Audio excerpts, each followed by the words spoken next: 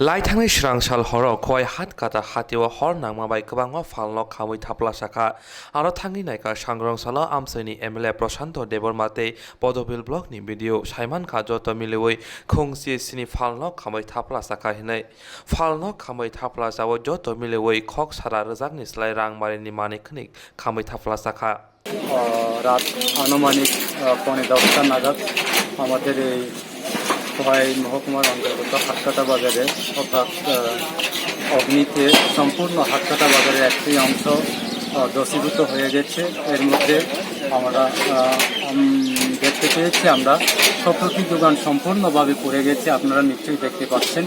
তো আমরা খুবই দুঃখিত, এইরকম করোনা ভাইরাস চলাকালীন লকডাউন পিরিয়ডে যে এইরকম বিরাট অঙ্ক টাকার যে ক্ষয়ক্ষতি, তার জন্য আমরা দুঃখ প্রকাশ করছি। তো আমরা এটাই বলবো যে আনুমানিক এখানে প্রায় 90 থেকে 1 কোটি টাকার মতো আমরা আজকে আইডেন্টিফাই করেছি আমাদের ক্ষয়ক্ষতি হয়েছে। এবং আমরা সরকারের তরফ থেকে আজকে আমাদের বিডিও সাহেব এবং আরও কিছুক্ষণ পরে আমাদের এসডিএম সাহেব আসবো, তারপর আমরা তাদেরকে ক্ষতিপূরণ দেওয়ার জন্য একটা আমরা ইতিমধ্যে আমরা লিস্ট তৈরি করেছি।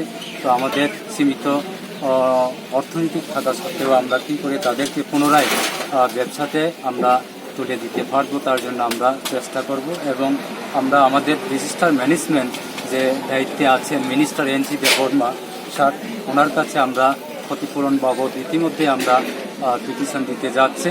এবং আমাদের যারা ফায়ার সার্ভিস এবং পিএস গতকালকে স্পটে এসেছে, তারা রিপোর্ট আইডেন্টিফাই করেছে।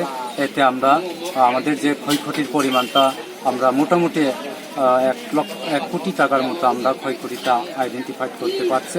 তো তার জন্য আমরা যারা এখানে যে দোকান, যারা এখানে মালিক আছে এবং যারা এখানে ওনার আছে, যে ঘর যারা ভাড়া দিচ্ছে, সবার জন্য আমরা ত্রিপুরা সরকার তাদেরকে কী করে আমরা পুনরায় ঘর নির্মাণ করতে পারি এবং ব্যবসা তাদেরকে পুনরায় ব্যবসাতে আমরা তাদেরকে কী করে আবার পুনরায় তাদেরকে তুলে দিতে পারি, তার জন্য আমরা চেষ্টা করি।